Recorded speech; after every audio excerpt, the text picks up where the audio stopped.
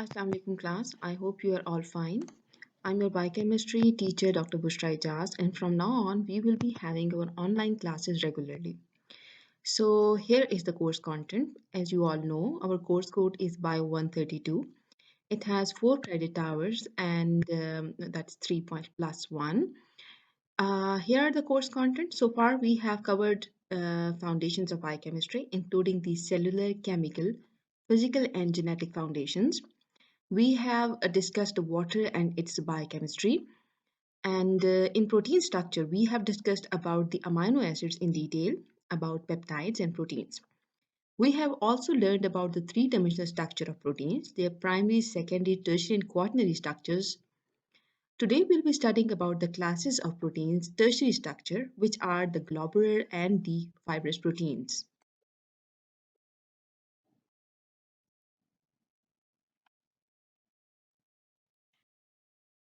If you are studying it online, many things may not be very clear. So, what you guys have to do is to watch it very carefully and make questions regarding each slide. Of course, about the things that you don't understand and want me to explain again. I will be posting my lectures according to the schedule of our biochemistry classes.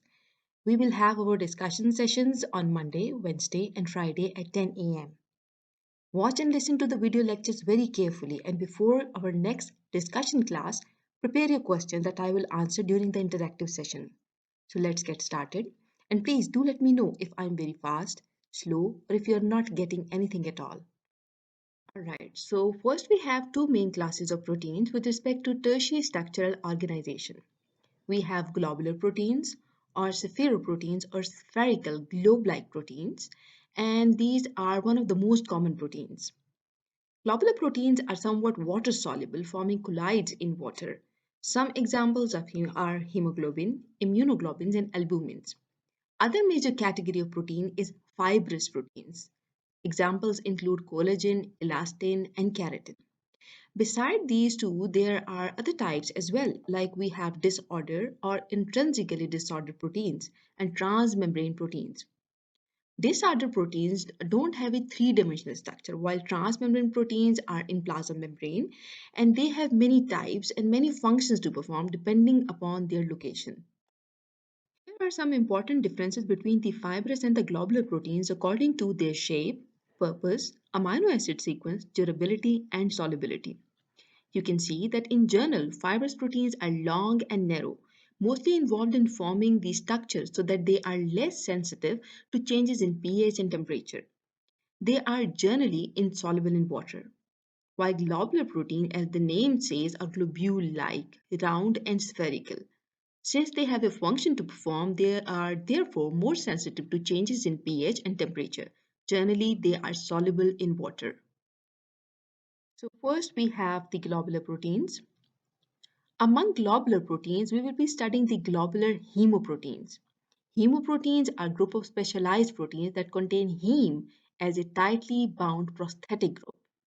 Heme is the yellow structure that you can see in the figure A. The role of heme group is dictated by the environment created by the three-dimensional structure of the protein. For example, in cytochromes, like if you remember the electron transport chain, they act as a carrier by alternative oxidation reduction reactions, while in enzymes such as catalase, it forms the active site of the enzyme. Catalase enzyme is responsible for the hydrolysis of hydrogen peroxide, while in case of hemoglobin and myoglobin, it binds to the oxygen molecule in a reversible manner. In the heme group, by the way, heme is a prosthetic group consisting of an iron ion, which is a ferrous ion, Fe plus 2, as you can see here, and a protoporphyrin 9 ring around it. The protoporphyrin or the porphyrin ring is an organic ring or a structure that plays an important role in living organisms as a precursor to other critical compounds like hemoglobin and chlorophyll. So heme is a complex of protoporphyrin 9 and a ferrous ion, Fe plus 2. This central ferrous ion in the middle can form 6 bonds, 4 with the porphyrin ring nitrogen and 1 with the molecular oxygen and the last one with the nitrogen of an amino acid of a protein. Here is the three-dimensional structure of hemoglobin. You can see here the central iron ion surrounded by the protoporphyrin ring, Four such heme prosthetic groups are present in a single hemoglobin bound molecule bound to two alpha and two beta chains. Let's look at the structure and function of myoglobin, which is an important globular hemoprotein. Myoglobin, a hemoprotein, is present in heart and skeletal muscles. It functions both as a reservoir for oxygen and as an oxygen carrier that increases the rate of transport of oxygen within the muscle cells. Myoglobin consists of a single polypeptide chain, as you can see in figure A, and it is structurally similar to the individual subunit polypeptide chains of hemoglobin molecule. Myoglobin is a compact molecule with approximately 80% of its polypeptide chains folded into 8 stretches of alpha helix. These alpha helical regions, as you can see in figure A, are labeled from A to H. The interior of the myoglobin molecule is composed of almost entirely non-polar amino acids. They are packed closely together, forming a structure stabilized by the hydrophobic interactions between these clustered residues.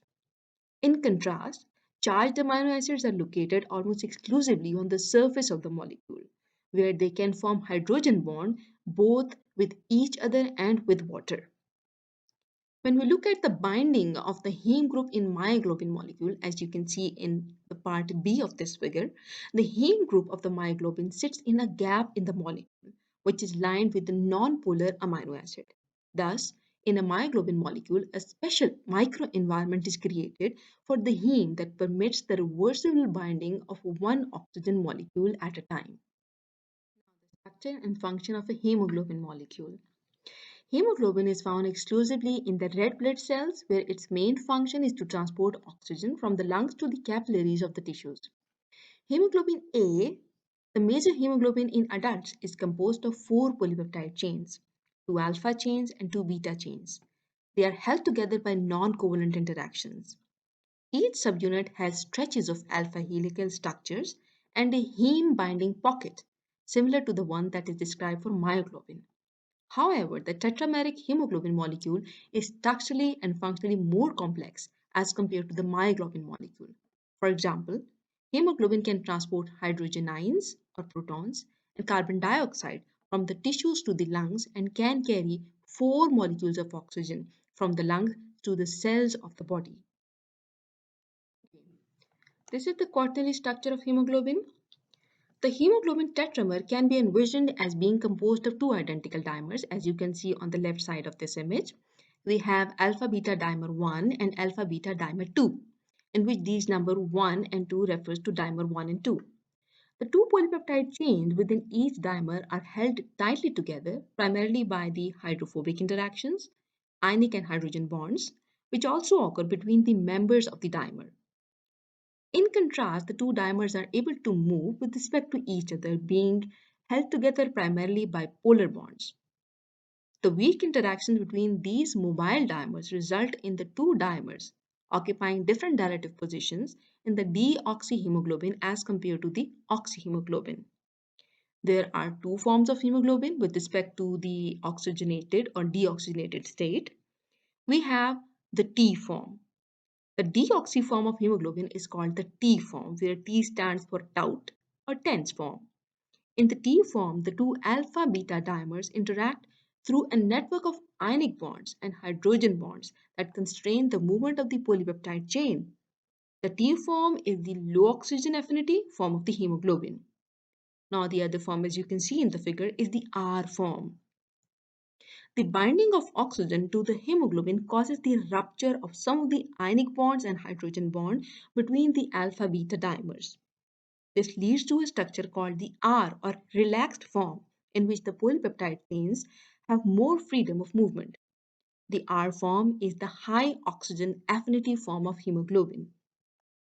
Now, when we look at the differences between the hemoglobin and myoglobin molecule with respect to the binding of oxygen, myoglobin can bind only with one molecule of oxygen because it contains only one heme group, as you can see in the figure on the right side. In contrast, hemoglobin can bind with four oxygen molecules, one at each of its four heme groups. The degree of saturation of these oxygen binding sites on all the myoglobin and hemoglobin molecule can vary from 0 where all sites are empty, and can be 100% when all the sites are occupied with an oxygen molecule. For a detailed animated view of the binding of oxygen to myoglobin and hemoglobin molecule, you can also look at the link that is provided at the end of this slide. Now we will look at the binding capacity of hemoglobin molecule with the molecules other than oxygen. We have a carbon dioxide and carbon monoxide that can bind in a reversible manner with the hemoglobin molecule. In this figure, you can see at the bottom a hemoglobin molecule binding with the carbon dioxide molecule through the amino terminal of one of its amino acid, and then forming a carbonated form of hemoglobin, releasing a proton. You can also see a red blood cell, which has a hemoglobin molecule on top of it and which is bound with oxygen or with carbon dioxide. In the other red blood cell, you can see a carbon monoxide molecule bound to it. So, we can say that the hemoglobin molecule can not only bind with the oxygen molecule but also with carbon dioxide and carbon monoxide. Most of the carbon dioxide produced in metabolism is hydrated and transported as a bicarbonate ion. However, some carbon dioxide is carried as a carbamate bound to the N-terminal amino acid of the hemoglobin, forming a carbaminohemoglobin. When we look at the binding of carbon monoxide with hemoglobin, carbon monoxide binds tightly but in a reversible manner to the hemoglobin ion, forming a carbon monoxyhemoglobin or carboxyhemoglobin. When carbon monoxide binds to one or more of the four heme sites, the hemoglobin shifts to a relaxed conformation, causing the remaining heme sites to bind with oxygen with a very high affinity. The affinity of hemoglobin for carbon monoxide is around 220 times greater than for oxygen. Consequently, even when there is a very little concentration of carbon monoxide in the environment, it can produce toxic concentration of carbon monoxide in the blood. Now, beside the normal hemoglobin or hemoglobin A, there are many other minor forms of hemoglobin as well within our system. The human hemoglobin A, as you can see in this table on the left side, there are four different forms of hemoglobin. Hemoglobin A, the adult one, which is normally present more than 90% within our bloodstream. We have hemoglobin F, hemoglobin A2, and hemoglobin A1C. Human hemoglobin A or HbA is just one member of functionally and structure related family members of these proteins, the family of hemoglobins. Each of these oxygen carrying protein is a tetramer composed of two alpha globin polypeptides and two beta globin or beta globin like polypeptides. Certain hemoglobins, such as hemoglobin F, are normally synthesized only during fetal development. Hemoglobin F is a tetramer consisting of two alpha chains identical to those found in hemoglobin A, plus two gamma chains, whereas such as hemoglobin A2 are synthesized in the adult, although at low level compared to hemoglobin A. Hemoglobin A2 is a minor component of the normal adult hemoglobin, first appearing shortly before birth and ultimately it constituting about 2% of the total hemoglobin. It is composed of two alpha globin chains and two delta globin chain. Hemoglobin A can also become modified by the covalent addition of a sugar molecule such as a hexose molecule.